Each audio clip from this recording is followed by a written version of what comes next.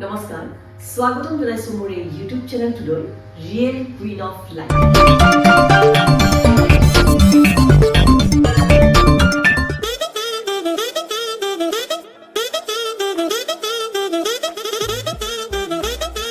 আজি আন এটা নতুন ভিডিঅ' লৈ আপোনালোকৰ ওচৰত মই আকৌ আহিছো সেই টপিকটি হৈছে এনেকুৱা কি 6টা কাম কৰিলে আমাৰ শৰীৰৰ পৰা চৰ্বি যোৱাত কোনেও ৰখাব নোৱাৰে আজিৰ এই টপিকটিৰ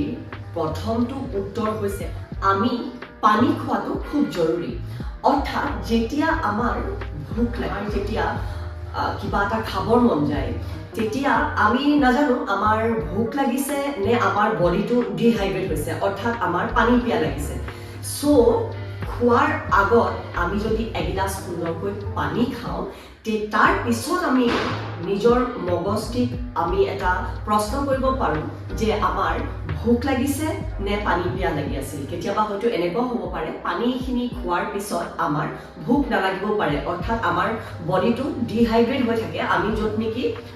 গম নাপাওঁ সো তাৰ বাবে আমি আগত পানী খাই তাৰ পিছত আমি বডিক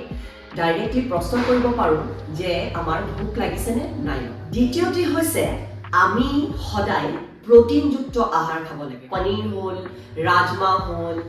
কাবুলী বুট আমাৰ দেশী চানা টফু এনেকুৱা ধৰণৰ আমাৰ প্ৰটিন আহাৰত আমি এটা প্ৰটিনযুক্ত আহাৰ এড কৰিব লাগে কাৰণ সেই প্ৰটিনযুক্ত আহাৰ গৈ পেলাই আমাৰ পেটত ডাইজেষ্ট কৰা খুব এটা স্লো ডাইজেষ্ট হয় আৰু সেই প্ৰটিনটো ব্ৰেকডাউন কৰোঁতে অলপ সময় লয় সো সেই সময়খিনিত আমাৰ কোনো ধৰণৰ বাহিৰা বস্তু ফাষ্ট ফুড খোৱাৰ ক্ৰেভিং কমি যায় তৃতীয়টি হৈছে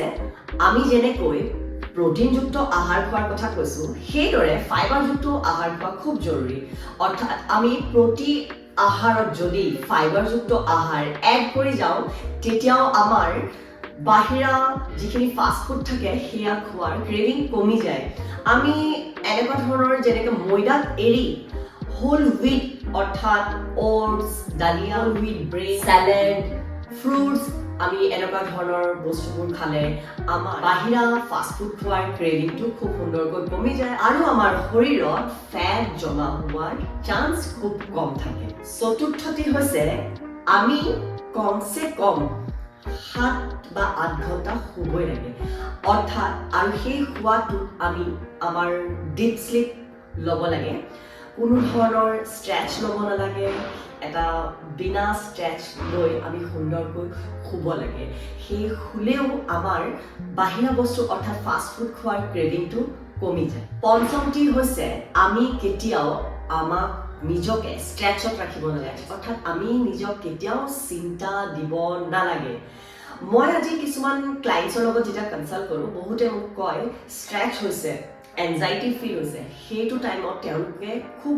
বাহিৰা বস্তু খোৱা মিঠা খোৱাৰ তেওঁলোকৰ এটা ক্ৰেভিং হয় সো মই ভাবোঁ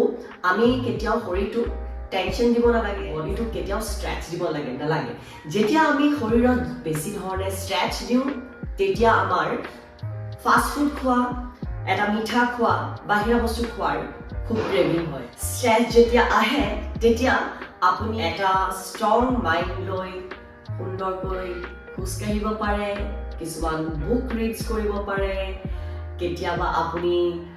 যদি ভাবে কিবা নিজৰ ওপৰত কিবা লিখিব পাৰে কিছুমান টপিক আপুনি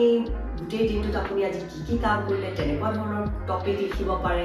তো এনেকুৱা কিছুমান কাম কৰিব লাগে য'ত নেকি আপুনি নিজক বিজি ৰাখে আৰু আপোনাৰ ষ্ট্ৰেছ তেতিয়া কমি যায় এই ষষ্ঠ অৰ্থাৎ লাষ্ট টপিকটি হৈছে লাষ্ট উত্তৰটি হৈছে আমি মেণ্টেলি ষ্ট্ৰং হ'ব লাগে অৰ্থাৎ মেণ্টেলি ষ্ট্ৰং আমি যদি ভাবোঁ আমি আজি মিঠা নাখাওঁ বা বাহিৰা বস্তু নাখাওঁ সেইটোৰ ওপৰত আমি নিজকে এটা ষ্ট্ৰং ডিচিজন ল'ব লাগে আমি যদি সেই ষ্ট্ৰং ডিচিজন ল'ব নোৱাৰে তাৰো এটা উপায় আছে আমি নিজকে ভাবিব লাগে আজি মই সদায় যদি মিঠা বস্তু এটা খাই আছোঁ আমি যদি সদায় ফাষ্ট ফুড খাই আছোঁ তেতিয়া সেই বস্তুটো এবাৰ ৰিয়েলাইজ কৰিব লাগে যে মই এই মিঠা বস্তুটো খালে আৰু এই যদি মই ফাষ্ট ফুডটো খাওঁ মোৰ শৰীৰত কিমানখিনি ভাল হৈছে কিমানখিনি বেয়া হৈছে তাৰ ওপৰত এটা নিজক স্থিৰ কৰি আৰু আমি যদি নিজৰ চেহেৰাটো অৰ্থাৎ নিজৰ বডি আইনাৰ ওচৰত লৈ গৈ পেলাই যদি আমি চাওঁ তেতিয়া আমাৰ শৰীৰটোক এবাৰ চাই পেলাই সেই নিজক মটিভেট কৰি কিছুমান কাম অৰ্থাৎ সেই বাহিৰা বস্তু সেই ফাষ্ট ফুড হওক চুগাৰ হওক এনেকুৱা ধৰণৰ বস্তু খোৱাৰ ক্ৰেভিংটো কমোৱা চেষ্টা কৰিব চ' আপোনালোকে গম পালে কি 6টা কাম কৰিলে আমাৰ শৰীৰত চৰ্বি জমা কেতিয়াও হ'ব নোৱাৰে চ' আজিৰ এই টপিকটো কেনেকুৱা লাগিলে আপোনালোকে মোক কমেণ্টছত জনাব আৰু মোৰ চেনেলটো ছাবস্ক্ৰাইব কৰিব ভিডিঅ'টো যদি ভাল পালে তেতিয়াহ'লে লাইক কৰিব আশা কৰোঁ আৰু এটা নতুন এনেকুৱা ইণ্টাৰেষ্টিং টপিক লৈ মই আপোনালোকৰ ওচৰত অতি শীঘ্ৰে আহিম আজিৰ বাবে নমস্কাৰ